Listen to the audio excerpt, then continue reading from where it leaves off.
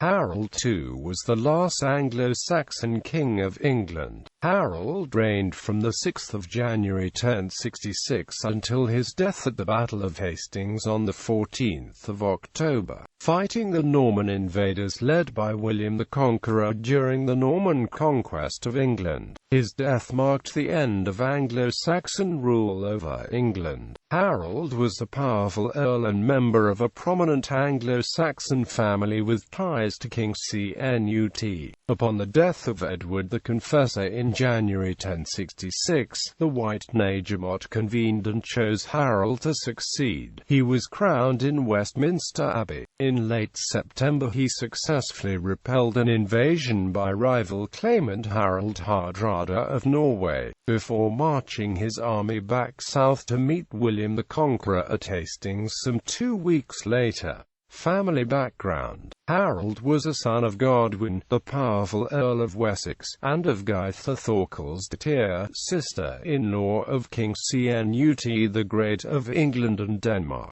Gwytha's brother was Ulf Jarl, who married Cnut's sister Estrid. This made Ulf the son-in-law of King Sweyn Forkbeard. Ulf and Estrid's son would become King Sweyn II of Denmark in 1047. Godwin was the son of Walnuth, probably a thane and a native of Sussex. Godwin remained an earl throughout the remainder of Cnut's reign, one of only 2 earls to survive to the end of Cnut's reign. On Cnut's death in 1035, Godwin originally supported Harthacnut instead of Cnut's initial successor Harold Harefoot, but managed to switch sides in 1037, although not without becoming involved in the 1036 murder of Alfred Etheling, half-brother of Harthacnut and younger brother of the later King Edward the Confessor. When Harold Harefoot died, Harthacnut became King of England, and Godwin's power was imperiled by his earlier involvement in Alfred's murder. But an oath and large gift secured the new king's favour for Godwin. Harthacnut's death in 1042 likely involved Godwin in a role as kingmaker, helping to secure the English throne for Edward the Confessor. In 1045 Godwin reached the height of his power when the new king married Godwin's daughter Edith. Godwin and Gwytha had several children, 6 sons: Sweyn, Harold, Tostig, Geard, Lewine and Walnuth, and 3 daughters: Edith of Wessex when she married King Edward the Confessor, Gunhild and Eilfgifu. The birth dates of the children are unknown, but Sweyn was the eldest and Harold was the second son. Harold was aged about 25 in 1045, which makes his birth year around 1020. Powerful nobleman: Edith married Edward on the 23rd of January 1045, and around that time Harold became Earl of East Anglia. Harold is called Earl when he appears as a witness in a will that may date to 1044, but by 1045 Harold regularly appears as an earl in documents. One reason for his appointment to East Anglia may have been a need to defend against the threat from King Magnus the Good of Norway. It is possible that Harold led some of the ships from his earldom that were sent to Sandwich in 1045 against Magnus. Sweyn, Harold's elder brother, had been named an earl in 1043. It was also around the time that Harold was named an earl that he began a relationship with Edith, who appears to have been the heiress to lands in Cambridgeshire, Suffolk and Essex, lands in Harold's new earldom. The relationship was a form of marriage that was not blessed or sanctioned by the church, known as Mordaniko, or in the Danish manner, and was accepted by most laypeople in England at the time.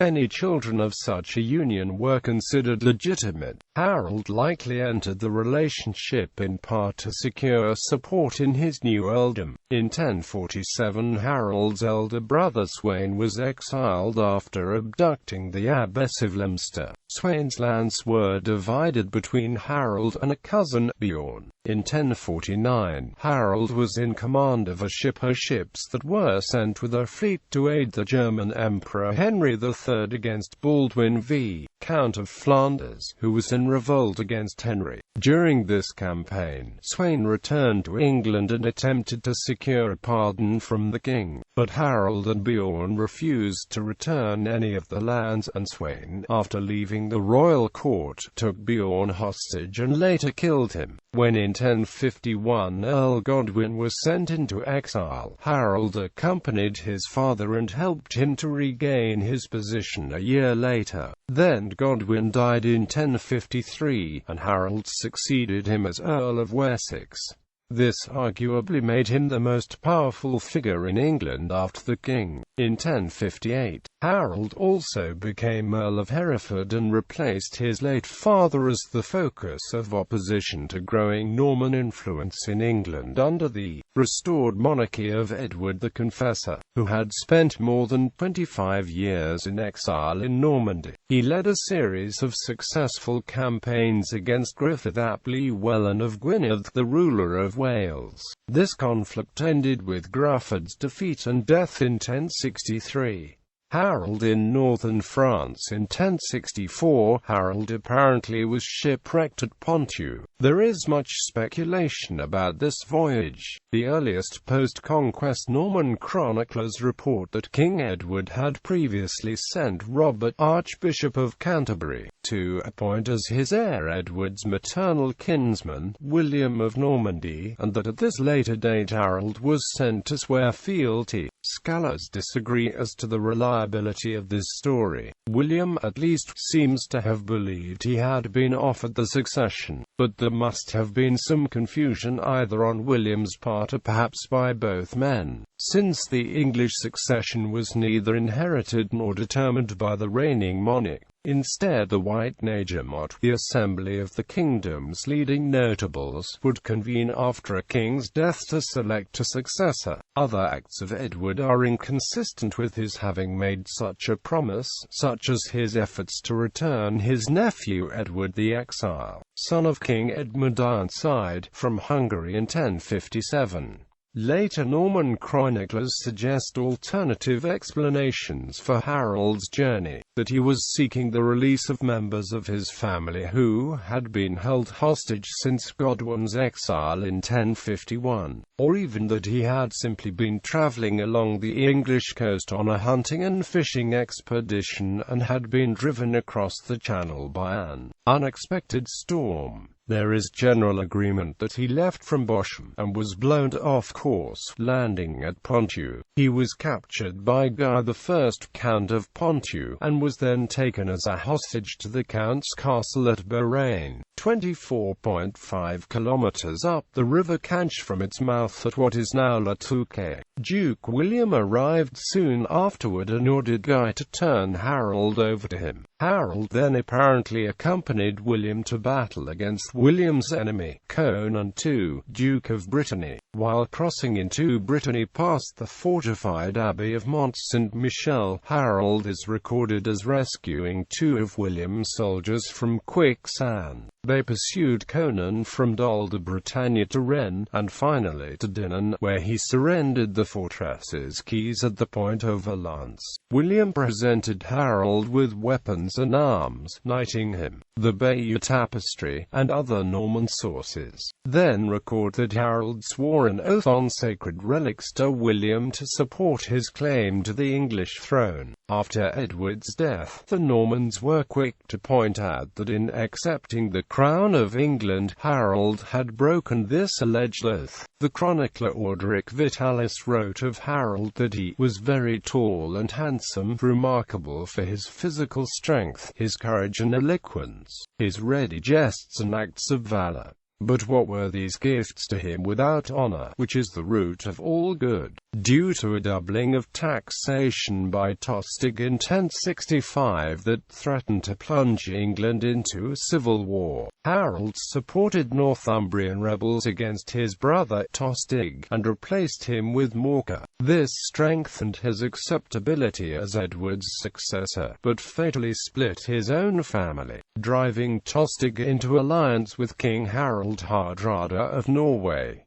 reign as king. At the end of 1065, King Edward the Confessor fell into a coma without clarifying his preference for the succession. He died on the 5th of January 1066, according to the Vita Eduardi Regis, but not before briefly regaining consciousness and commending his widow and the kingdom to Harold's protection. The intent of this charge remains ambiguous, as is the Bayeux tapestry, which simply depicts Edward pointing at a man thought to represent Harold. When the White Nagemot convened the next day, they selected Harold to succeed, and his coronation followed on the 6th of January, most likely held in Westminster Abbey, though no evidence from the time survives to confirm this.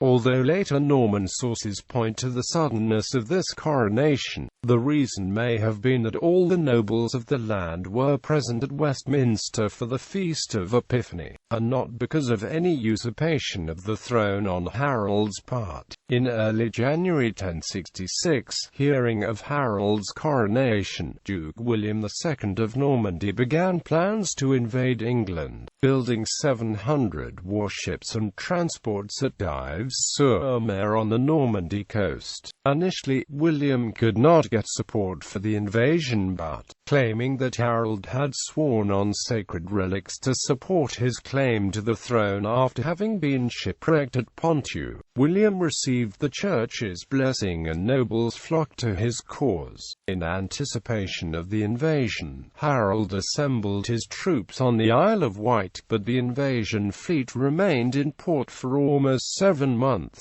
perhaps due to unfavorable winds. On the 8th of September, with provisions running out, Harold disbanded his army and returned to London. On the same day, Harald Hardrada of Norway, who also claimed the English crown, joined Tostig and invaded, landing his fleet at the mouth of the Tyne. The invading forces of Hardrada and Tostig defeated the English earls, Edwin of Mercia and Morcar of Northumbria, at the Battle of Fulford near York on the 20th of September 1066. They in turn were defeated and slain by Harold's army 5 days later at the Battle of Stamford Bridge, Harold having led his army north on a forced march from London in 4 days and having caught them by surprise. According to Snorri Sturluson, before the battle a man bravely rode up to Harald Hardrada and Tostig and offered Tostig his earldom if he would but turn on Harald Hardrada. When Tostig asked what his brother Harold would be willing to give Harald Hardrada for his trouble, the rider replied that he would be given 7 feet of ground as he was taller than other men. Harald Hardrada was impressed with the rider and asked Tostig his name. Tostig replied that the rider was none other than Harold Godwinson. According to Henry of Huntingdon, 6 feet of ground or as much more as he needs, as he is taller than most men, was Harold's response. Battle of Hastings. On the 12th of September 1066, William's fleet sailed from Normandy. Several ships sank in storms, which forced the fleet to take shelter at St. Valery-sur-Somme and to wait for the wind to change. On the 27th of September, the Norman fleet finally set sail for England, arriving, it is believed, the following day at Pevensey on the coast of East Sussex. Harold's army marched 241 miles to intercept William, who had landed perhaps 7,000 men in Sussex, southern England. Harold established his army in hastily built earthworks near Hastings. The two armies clashed at the Battle of Hastings, at Senlac Hill close by Hastings on the 14th of October, where after 9 hours of hard fighting and probably less than 30 minutes from victory, Harold was killed and his forces routed. His brothers Geard and Lewine were also killed in the battle. Death. The notion that Harold died by an arrow to the eye is a popular belief today, but this historical legend is the subject to much scholarly debate. A Norman account of the battle, Carmen de Hastings pro Elio, said to have been written shortly after the battle by Guy, Bishop of Amiens, says that Harold was killed by 4 knights, probably including Duke William, and his body brutally dismembered. 12th century Anglo-Norman histories, such as William of Malmesbury's Gesta Regum Anglorum and Henry of Huntingdon's Historia Anglorum, recount that Harold died by an arrow wound to his head. An earlier source, Amatus of Monte Cassino's L'Histoire de l'Normand, written only 20 years after the Battle of Hastings, contains a report of Harold being shot in the eye with an arrow, but this is possibly an early 14th century addition. Later accounts reflect one or both of these two versions. A figure in the panel of the Bayeux tapestry with the inscription Harold Rex Interfectus is depicted gripping an arrow that has struck his eye, but some historians have questioned whether this man is intended to be Harold, or if Harold is intended as the next figure lying to the right, almost supine, being mutilated beneath the horse's hooves. Etchings made of the tapestry in the 1730s show the standing figure with differing objects. Benoit's 1729 sketch shows only a dotted line indicating stitch marks without any indication of fletching. Bernard de Montfaucon's 1730 engraving has a solid line resembling a spear being held overhand, matching the manner of the figure to the left. Stothard's 1819 watercolor drawing has, for the first time, a fletched arrow in the figure's eye. Although not apparent in the earlier depictions, the tapestry today has stitch marks indicating the fallen figure once had an arrow in its eye. It has been proposed that the second figure once had an arrow added by over-enthusiastic 19th century restorers that was later unstitched. Many believe that as the name Harold is above the figure with an arrow in his eye, though this has been disputed by examining other examples from the tapestry where the visual center of a scene, not the location of the inscription, identifies named figures. Further evidence is that an arrow volley would be fired before the Norman cavalry charge. A further suggestion is that both accounts are accurate, and that Harold suffered first the eye wound, then the mutilation, and the tapestry is depicting both in sequence. Burial and legacy. The account of the contemporary chronicler William of Poitiers states that the body of Harold was given to William Mallet for burial. The 2 brothers of the king were found near him, and Harold himself, stripped of all badges of honor, could not be identified by his face but only by certain marks on his body. His corpse was brought into the duke's camp, and William gave it for burial to William, surnamed Mallet, and not to Harold's mother, who offered for the body of her beloved son its weight in gold, for the duke thought it unseemly to receive money for such merchandise, and equally he considered it wrong that Harold should be buried as his mother wished, since so many men lay unburied because of his avarice. They said in jest that he who had guarded the coast with such insensate zeal should be buried by the seashore. Another source states that Harold's widow, Edith Swanisher, was called to identify the body, which she did by some private mark known only to her. Harold's strong association with Bosham, his birthplace, and the discovery in 1954 of an Anglo-Saxon coffin in the church there, has led some to suggest it as the place of King Harold's burial. A request to exhume a grave in Bosham Church was refused by the Diocese of Chichester in December 2003, the Chancellor having ruled that the chances of establishing the identity of the body as Harold's were too slim to justify disturbing a burial place.